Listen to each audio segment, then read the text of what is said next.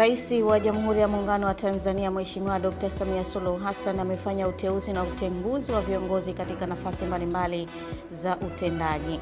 Na katika michezo, klabu ya soka ya Azam imefuzu kucheza mechi ya fainali ya Kombe la Mapinduzi baada ya kuifunga Simba kwenye mchezo wa nusu fainali uliofanyika jana usiku kwenye uwanja wa New Amani Complex Zanzibar. Naam, habari za asubuhi mtazamaji wa Channel 10 popote pale ulipo, ni matumaini yangu uko salama. Karibu kwenye taarifa yetu ya habari katika kipindi cha asubuhi njema kwa habari za kitaifa na habari za michezo na burudani. Msomaji wako ni Fatma Hassan. Karibu. Rais wa Jamhuri ya Muungano wa Tanzania Mheshimiwa Dr. Samia Suluhu Hassan amefanya uteuzi na utenguzi wa viongozi mbalimbali ambapo kwa mujibu wa taarifa iliyotolewa na Katibu Mkuu Kiongozi Balozi Dr. Moses Kusiluka, Mheshimiwa Rais Samia amemteua Patrobas Katambe kuwa waziri wa mambo ya ndani ya nchi na anachukua nafasi ya George Simba Chawene ambaye uteuzi wake umetenguliwa. Ikumbukwe kuwa kabla ya uteuzi huo Katambe alikuwa ni naibu waziri wa viwanda na biashara. Profesa Palamagamba Kabudi ameteuliwa kuwa waziri wa nchi ofisi ya Rais Ikulu kazi maalum, ambapo kabla ya uteuzi huo Profesa Kabudi alikuwa waziri wa habari, utamaduni, sanaa na michezo. Aidha, Mheshimiwa Rais Samia amemteua Paul Christian Makonda kuwa waziri wa habari, utamaduni, sanaa na michezo, na kabla ya uteuzi huo Paul Makonda alikuwa naibu waziri wa wizara hiyo. Dennis Lazaro Londo ameteuliwa kuwa naibu waziri wa viwanda na biashara, ambapo kabla ya uteuzi huo Dennis Londo alikuwa naibu waziri wa mambo ya ndani ya nchi, na Ayubu Muhammad Mahmud ameteuliwa kuwa naibu waziri wa mambo ya ndani ya nchi. Mheshimiwa Rais Samia amemteua Dr. Richard Stanislaus Muyungi kuwa katibu mkuu ofisi ya makamu wa rais, muungano na mazingira. Dr. Muyungi anachukua nafasi ya mhandisi Cyprian Luhemeja ambaye ameteuliwa kuwa balozi. Aidha, mhandisi Zena Ahmed Said, waziri Rajabu Salum na Meja Jenerali Mbaraka na Ziad wameteuliwa kuwa mabalozi. Kiongozi mwingine aliyeteuliwa na Mheshimiwa Rais Samia ni mhandisi Ali Samaje ambaye ameteuliwa kuwa afisa mtendaji mkuu wa taasisi ya jiolojia na utafiti wa madini Tanzania.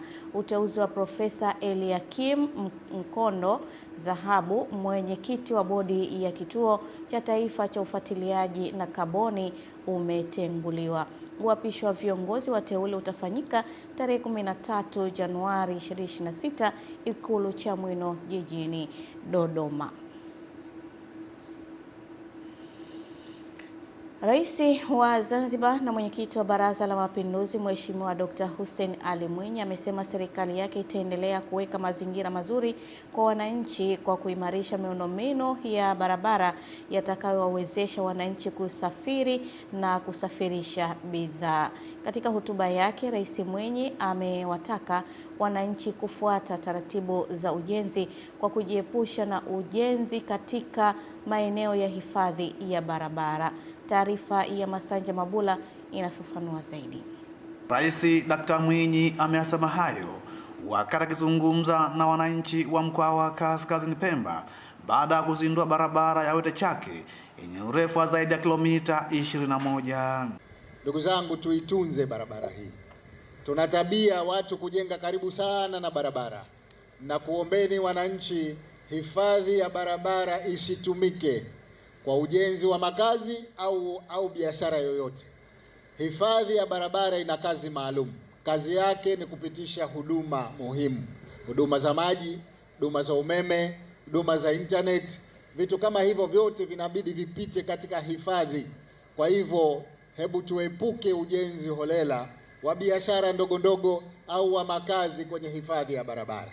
Tutaweka alama maalum ndani ya eneo la alama hizo, pasijengwe kitu ili tuweze kupitisha huduma nyingine. Wananchi watahitaji maji. Unapojenga barabara, kuna wakati tunakata mabomba, lazima turejeshe mabomba yale. Lakini umeme, sisi hatutaki siku hizi kuendelea kuweka umeme huu juu ya nguzo, umeme upite chini ya ardhi. Lakini internet, siku hizi hakuna asiyetumia internet. Tunataka kupitisha nyaya za internet.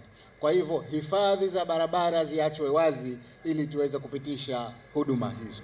Rais Mwinyi akuhakikishia wananchi kwamba serikali itawalipa fidia wote ambao wapitiwa na miundombinu ya barabara. Ndugu zangu, nimepewa taarifa kwamba wakati tunajenga barabara hizi kuna watu bado wana malalamiko ya masuala ya fidia.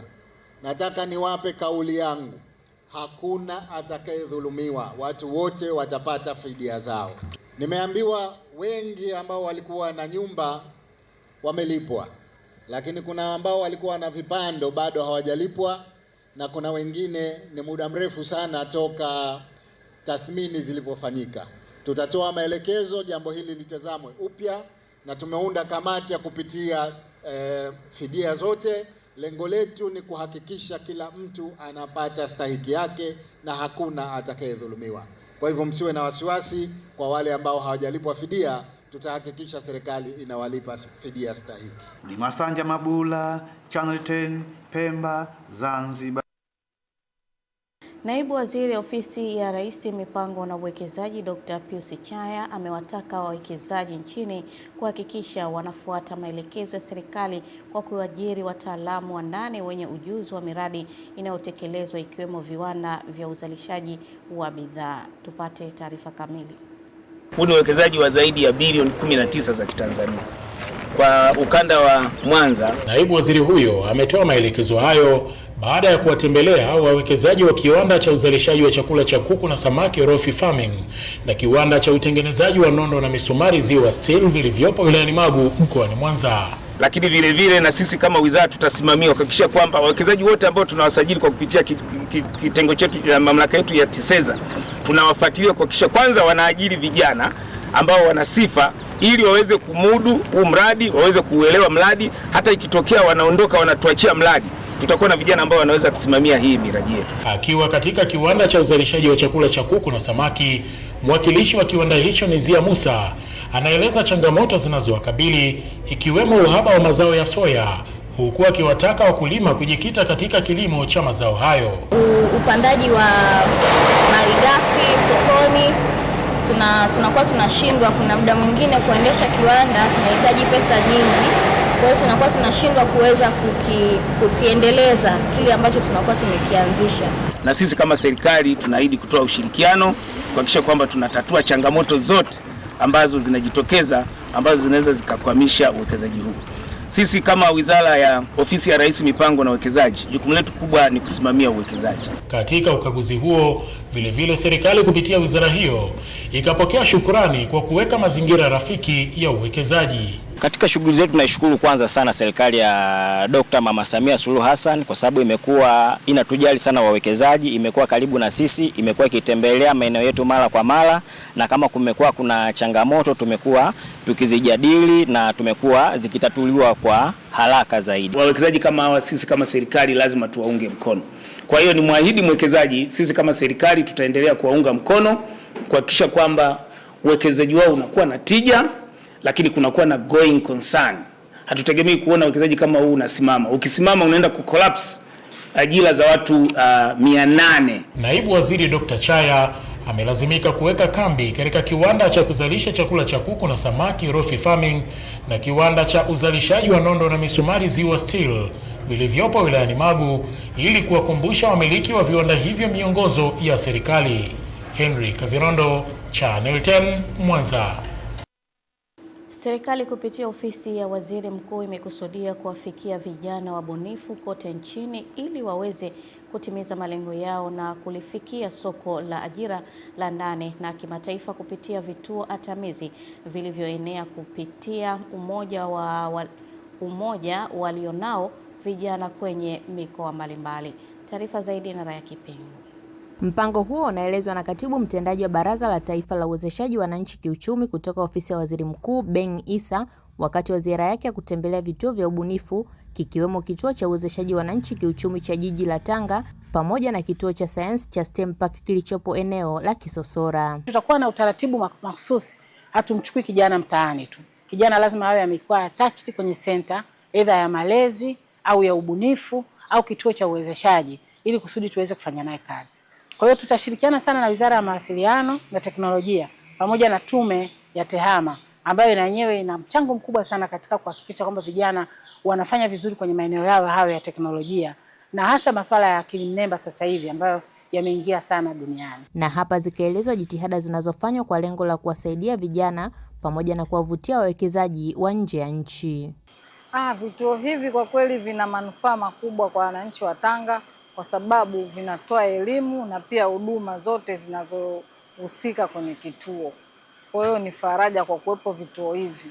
Lakini pia tunatamani kituo kiwe kipana zaidi kwa ajili ya huduma zote ziweze kufanyika ndani ya kituo. Changamoto iliyopo, vijana wanakuja kweli na ubunifu, lakini kwa kutokuwa na uzoefu wa soko na walaji, wanaandaa bunifu ambazo haziwezi kwenda kutumika moja kwa moja kwa walaji. Sasa kupitia hivi vituo vya ubunifu tunaweza kutranslate hizo bunifu zao na kuzifanya ziweze kutumika kwa walaji na kuwa manufaa katika jamii. Lakini katika hilo inatengeneza soko na kutengeneza ajira kwa sababu wana uwezo wa kutengeneza kipato na kuajiri watu wengi zaidi. Mpango huo unatekelezwa katika kipindi cha miaka 5. Kutoka Tanga, Raya Kipingu, Channel 10. Serikali imeombwa kufanya tathmini na usawazishaji wa watumishi wa umma ili kukabiliana na uhaba wa watumishi unaoikabili halmashauri ya mji wa Njombe, hali inayodaiwa kuathiri utoaji wa huduma muhimu kwa wananchi katika sekta mbalimbali hususan ya afya. Taarifa zaidi na Michael Patrick. Wito huo umetolewa wakati wa ziara ya kikazi ya naibu waziri wa TAMISEMI Afya Dr. Jafari Rajabu Sefu mkoani Njombe kwa lengo la kukagua utekelezaji wa miradi ya sekta ya afya. Akizungumza mbele ya naibu waziri, mbunge wa jimbo la Njombe mjini Deo Mwanyika amesema tafsiri ya kimuundo ya baadhi ya vijiji ndani ya halmashauri ya mji Njombe imekuwa ikisababisha maeneo hayo kukosa sifa ya kupangiwa watumishi wa kutosha na kuathiri huduma kwa wananchi. Sisi tunakuomba kwenye migao ya watumishi kuna utaratibu wa kusema migao hii inakwenda kwenye halmashauri zile ambazo zina vijiji, zile ambazo za mjini hatupati. Tatizo hili tunalo kwenye katika mahitaji karibu yote. Katika ziara hiyo, naibu waziri wa TAMISEMI Afya Dr. Sefu amekagua ujenzi wa kituo cha afya cha kata ya Iwungilo pamoja na ujenzi wa jengo la wagonjwa wa nje OPD katika hospitali ya rufaa ya Kibena, ambapo ametoa onyo kwa watumishi wa afya wenye lugha chafu kwa wananchi wanaofika kupata matibabu. Tusiende tukatoa zile lugha za kuudhi kwa wagonjwa wetu. Mheshimiwa Rais Dr. Samia Suluhu Hassan amekuwa mkali sana kwenye eneo hili. Kama huwezi, ukae pembeni, tuajiri mwingine aweze kutusaidia katika eneo hilo. Awali mkuu wa mkoa wa Njombe Anthony Mtaka amemweleza naibu waziri kuwa halmashauri ya mji Njombe imekuwa ikikosa baadhi ya fursa za maendeleo kutokana na tafsiri ya kiutawala. Kwa hiyo mradi wote ambao unahusika na mambo ya vijiji, iwe ni mradi wa maji, wa umeme, zahanati vijijini, vituo vya afya vijijini, lazima sasa aende akawaambie jamani sio hivi. Kwa hiyo kusema hilo kwa sababu ofisi ni moja, ni vizuri kudhibiti.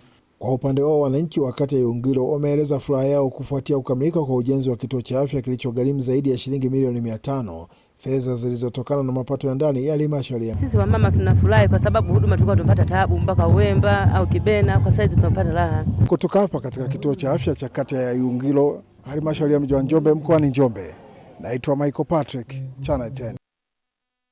Kutokana na idadi kubwa ya mifugo kufa mkoani Simiyu, hali iliyosababishwa na mabadiliko ya tabia nchi na kusababisha ukame na kupelekea ukosefu wa malisho na upungufu wa maji, wafugaji mkoani humo wameiomba serikali kuchukua hatua za haraka kwa kujenga mabwawa yatakayowawezesha kunusuru mifugo kuendelea kufa.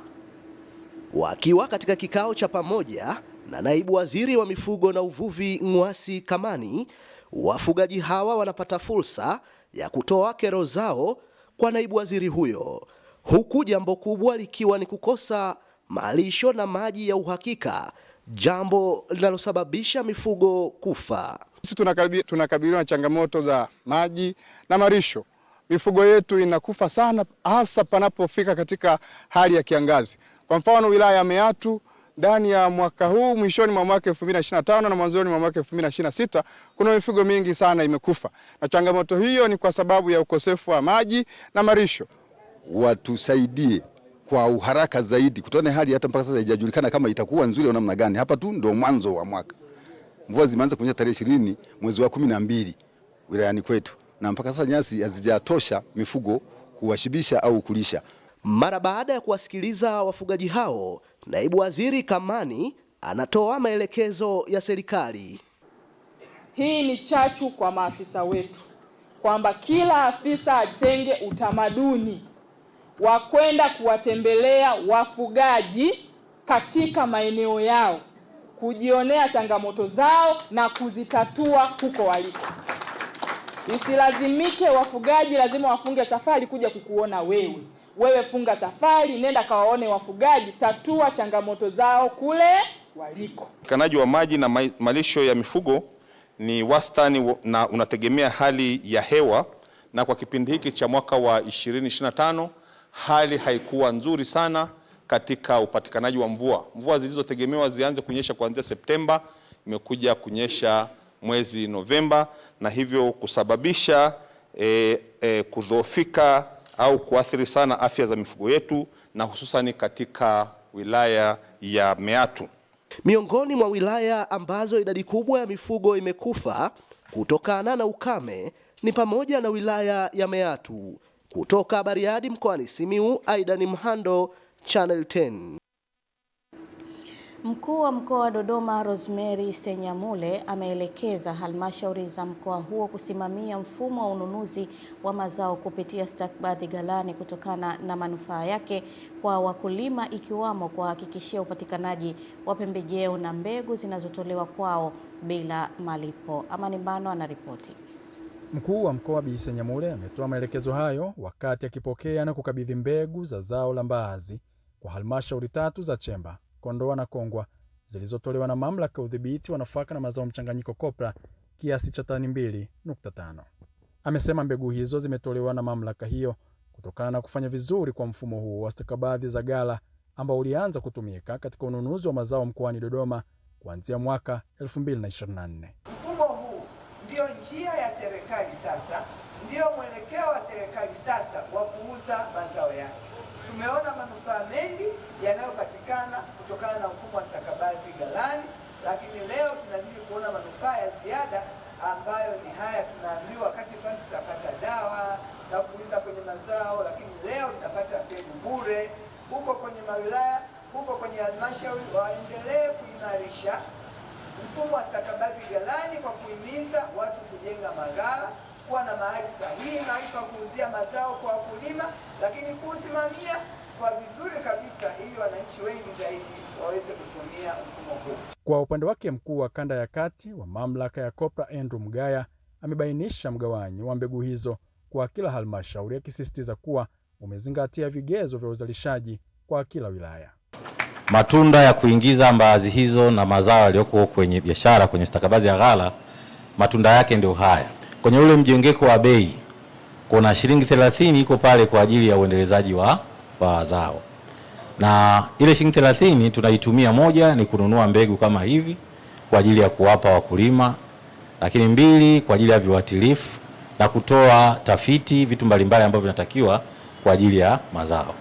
Nao viongozi wa halmashauri hizo akiwamo mkuu wa wilaya ya Kondoa na mkurugenzi mtendaji wa Chemba wameeleza namna utakavyosimamia ugawaji wa mbegu hizo ili ziwafikie wakulima kwa wakati. Na sisi ni wakulima kwenye wilaya zetu. Kwa hiyo tunaenda kuhakikisha kwamba tunafanya kila linalowezekana kuzalisha zaidi ya tulivyozalisha katika msimu uliopita. Mbegu hizo ambazo tulipoka leo kiasi cha 1 ni marejesho ya kile ambacho ya zoezi la matumizi ya stakabadhi ghalani, ambapo kwa mwaka uliopita sisi kama Chemba tunaweza kusimamia vizuri mazao la mbaazi kwa asilimia 95 iliweza kuuzwa kupitia stakabadhi ghalani. Amani Mbando, Channel 10, Dodoma. Asante Amani Mbando kwa taarifa hiyo. Na kwa upande wa michezo, klabu ya soka ya Azam FC imefanikiwa kufuzu hatua ya fainali ya mashindano ya Kombe la Mapinduzi yanayoendelea Zanzibar, ikiwa ni baada ya kupata ushindi kwenye mechi ya nusu fainali dhidi ya Simba. Kwenye mechi hiyo iliyofanyika kwenye uwanja wa New Amani Complex, goli pekee la mchezo huo likiwa na fainali kwa Azam limefungwa na nyota wake Lamek Lawi kunako dakika ya 74. Kwenye mechi ya fainali, klabu ya Azam FC itacheza na mshindi wa mechi ya leo jioni kati ya Yanga na Singida Big Stars. Na mwisho wa habari katika kipindi cha Asubuhi Njema, ikiwa ni sehemu yetu ya kwanza. Endelea kusalia nasi.